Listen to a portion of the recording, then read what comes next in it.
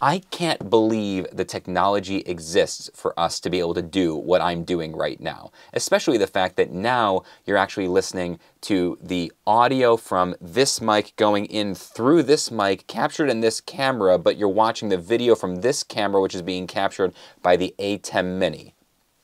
Well, here we go. This is the very first test of the Deity D4 Duo. Well, it's not the first test of it. I'm sure many people have done this test before, but it's the first time I'm testing it. I just came off of spending 3 days creating the blind comparison, the tonal comparison between this and the Movo double mic, but this is going to be a review and an overview of the mic itself, all the features, the tonal characteristics, what I like, what I don't. Let's get into it. For starters, all of the audio in this video will be captured with the Deity D4 Duo. At the moment, it's going directly into the Sony ZV-1. And before I give you my opinion, let's do a quick rundown of all of the features, and by all, I mean 2. The Deity D4 Duo is a budget, camera-top shotgun mic that features 2 capsules facing opposite directions. Both capsules feature cardioid pickup patterns for vocal isolation. The rear capsule is level adjusted to match the front, even when you're speaking very close to it. The D4 Duo operates in one of 2 modes,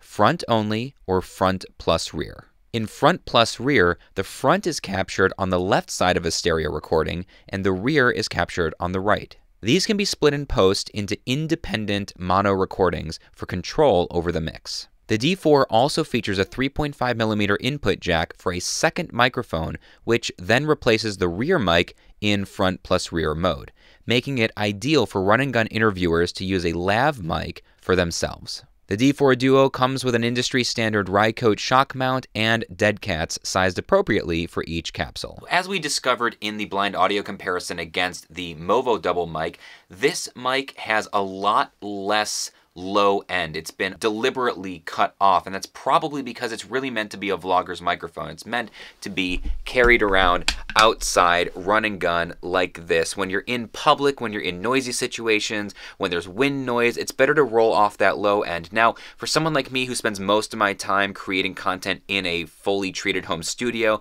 it's not ideal. I prefer to have more low end, a wider frequency response, as much dynamics, as much frequency as I can, because then I have more control in post. But for the average content creator, I think that most people really don't need that level of control. They want to capture it in the camera in one shot, do no post-processing. They can just edit their video without thinking about their audio and just go.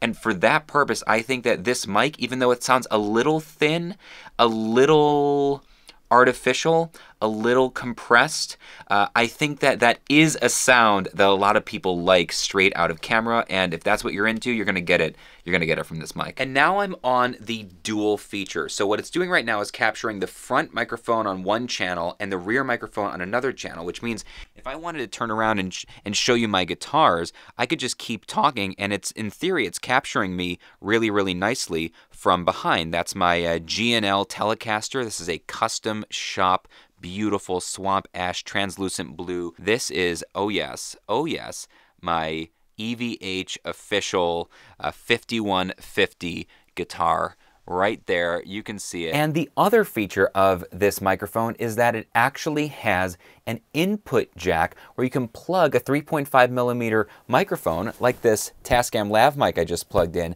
directly in to the mic, and it takes over the rear microphone. So if you were doing an interview and you were actually using your camera where you were pointed at somebody and the front mic was capturing the interview, you could have a lav mic on yourself, and as the interviewer, you could be asking them questions, you could be talking to them, and it's capturing whatever mic you plug in. Probably meant more for a lav mic like this. Whatever mic you plug in, it's capturing that instead of the rear mic on the other channel. Again, for you to split and post and use later. And that's like really cool. Like, it's a super interesting feature that I have no use for, but I could see tons of people. I could see my buddy Adam Krutinger of Krutinger Puppets. I could see him in some of his shop talk interviews, where he goes in and then has a puppeteer show them his shop. I could totally see him using this. Now, I've taken some crap in the past for not doing proper vlogging tests with some of these on-camera microphones because I don't tend to use them like that. I tend to use them in the studio studio if I'm going to use them, and I don't do much vlogging anymore. So here you go. Here's your vlogging test. I've got the Sony ZV-1 on the Ulanzi stick thing. We've got the front-facing mic on only right now. So I'm walking at a pretty brisk pace, so you can hear if there's any movement, bumping, banging being transferred. This Rycote mount seems really, really strong. I don't think that there's any reason to be worried about that. This Dead Cat seems as good as any of the ones that Rode or Movo or any of the other companies are using. Deity uses pretty good stuff. And here we are using the rear microphone right now. I'm narrating, getting some lovely B-roll of this tree during the holidays. Would be even nicer if there was snow on it. There was last week. Versus if I flipped around here to the front-facing mic, you might be hearing the hum of the construction that's way off in the background. Although maybe not. This mic seems to do a pretty good job in all the testing that I've heard of rejecting background noise and just isolating the voice. I'd be curious if this is really just a cardioid microphone or if it's a super cardioid. I think it's just a cardioid, but it does a really good job of isolating the voice, and that's probably, again, from that roll off of the low end that we talked about earlier. And now I'm using the Tascam Lav Mic in place of the rear microphone, looking at this lovely wintergreen tree again, so you can hear what it sounds like to use the Tascam Lav Mic, or any Lav Mic really, plugged in directly to the camera, versus using the exact same setting. I'm still plugged in, but now I'm only using the front facing.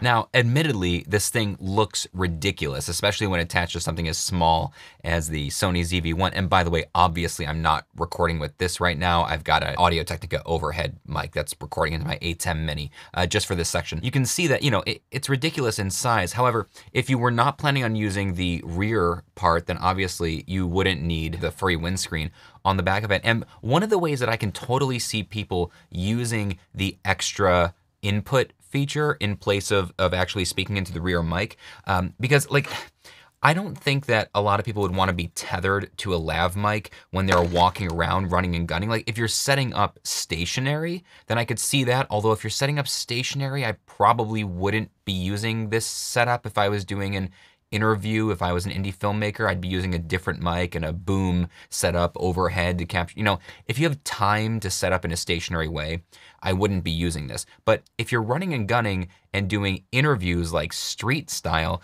I could totally see people using something like the Rode Wireless Go 2. This would be a perfect setup. I mean, look at this. You attach the Rode Wireless Go 2 receiver, plug in the receiver, make sure that you're on front plus rear, which in this case is actually going to be the receiver. Take the transmitter with the built-in mic, clip it to you, and suddenly you've got like a wireless, compact run and gun interview setup. So right now you're listening to the front microphone, but if I turn it around so that you can look at what I'm looking at right now, instead, now you're listening to the Rode Wireless Go, the transmitter mic, going in through the receiver into the Deity D4 Duo and being captured on the other channel. I mean, that's like a totally wild thing that I can't believe the technology exists for us to be able to do what I'm doing right now. Especially the fact that now you're actually listening to the audio from this mic going in through this mic, captured in this camera, but you're watching the video from this camera, which is being captured by the ATEM Mini. I gotta say, this is a fascinating microphone. It doesn't do what I thought it was going to do, and that's probably because I already had experience with the Movo double mic. Now, the Movo double mic, as you know from my previous video about it, it has some really, really interesting features. It's got a front only, a rear only, or a front plus rear. Plus, it has the ability to change the connector between a camera or a phone, so you only have one cable. In fact, the cable is hardwired into it. You don't have to worry about different cables anymore because you can actually change. Do I want it plugged into a phone, TRRS, or to a camera, TRS, or an audio recorder or something. And it also has a headphone jack for you to listen to playback when it's plugged into a phone or a tablet. I was expecting the Duo D4, the Deity D4 Duo, to be very similar to this, but it's really not a fair comparison because it's made to do something very different. It's got the front or the front plus rear, and as we know, in that setting, you can also plug in the external microphone. And that's it, which means that the D4 Duo is really exclusively meant not just for content creators who want to be able to turn the camera around and show something and narrate, or have them talking to a friend on the vlog. It's really meant for formal interviews in a street style or kind of run and gun style. I mean, that's what this thing is optimized for. And that also justifies the choice to have a lot of the low end rolled off, because it's really exclusively designed for being out there on the street, doing interviews, maybe off the cuff, impromptu. And for that, I think if that's your exact use case, this is a fantastic product. If you're looking for an all-arounder, a microphone that'll work in the studio, that'll work for vlogging, for run and gun, for interviews, for solo, I'm not sure this is the right mic for you. I don't think it's got the tonal characteristics or the feature set that are going to make it exactly what you need.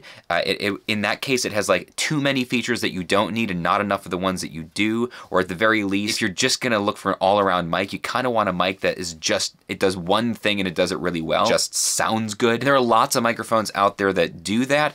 I know Deity has microphones that are designed to compete with the Video Micro from Rode, with the Movo VXR10. I have not personally used those. Hopefully Deity, you're welcome to send those to me, and I can do a more thorough comparison and place this new D4 Duo in the lineup of all the available tools out there. But as for this particular tool, if you're using it for what it's designed for, fantastic.